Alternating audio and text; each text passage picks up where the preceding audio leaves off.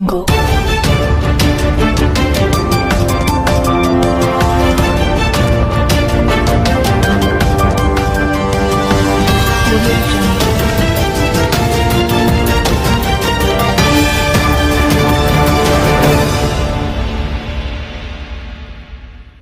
Selamat malam pemirsa, kembali dengan saya Usman di Berita Harian Kompas. Kali ini saya akan menyampaikan berita tentang Indonesia yang terancam resesi akibat COVID-19. Ekonomi global melemah akibat pandemi COVID-19. Sebagian besar negara maju dan berkembang berpotensi mengalami resesi pada perekonomiannya, tak terkecuali Indonesia. Ekonom Bank Permata Joshua Pardede mengatakan, perekonomian Indonesia sudah menunjukkan pelemahan.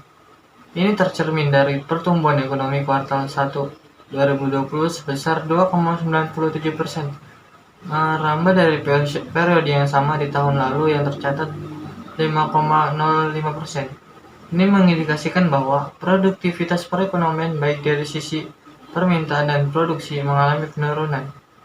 Ungkapnya. Penurunan aktivitas ekonomi nasional berdampak langsung pada pemutusan hubungan kerja atau PHK yang dilakukan oleh sebagian besar sektor usaha termasuk pada sektor ekonomi non-formal akibat kebijakan PSBB di berbagai daerah di Indonesia.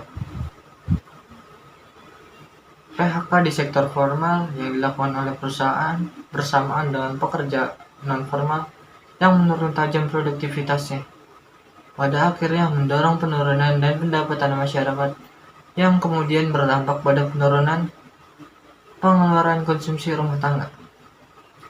Sebagian besar pekerja non-formal juga terdampak dengan penurunan pengeluaran konsumsi dan bahkan turun kelas dari sebelumnya masyarakat berpenghasilan menengah menjadi penduduk rentan miskin, bahkan turun kelas menjadi masyarakat prasejahtera, jelasnya.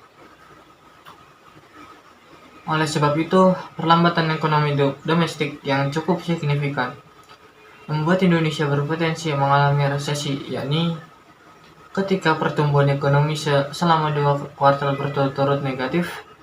Pemerintah sendiri memperkirakan pertumbuhan ekonomi kuartal 2 2020 akan kontraksi di kisaran minus 3,5% hingga minus 5,1%.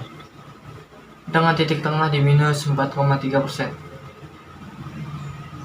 Pada kuartal 3 2020 diharapkan ekonomi Indonesia kian membaik meski tetap berpotensi tumbuh negatif, yakni di kisaran minus 1% hingga positif 1,2%.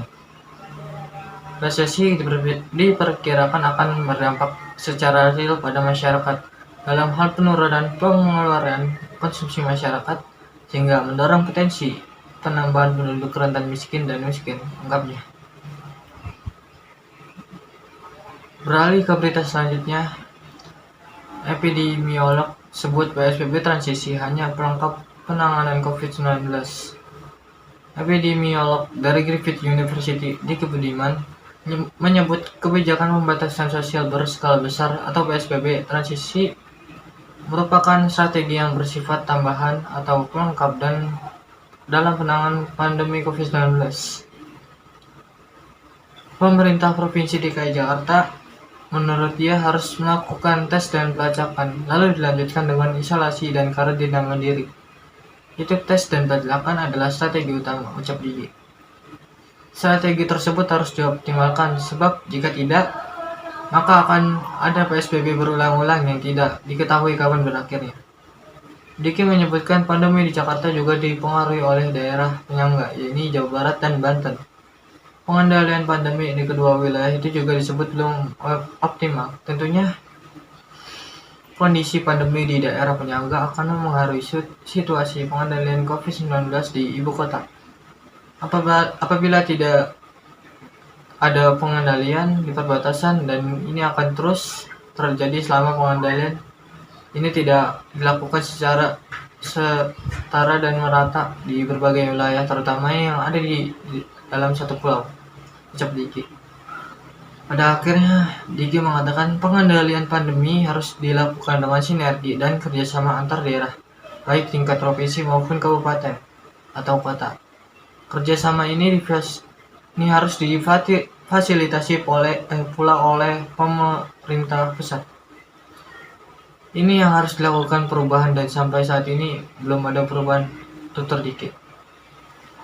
Kepala Bidang Pencegahan dan Pengendalian Penyakit Dinas Kesehatan Provinsi DKI Jakarta, Dwi Oktavia, menyatakan penambahan kasus positif di Jakarta per Selasa tanggal 8 bulan Desember tahun 2020 sebanyak 1.174 kasus. Dengan demikian, kumulatif kasus positif COVID-19 di ibu kota yang terkonfirmasi sampai hari ini menjadi 336.000 kasus.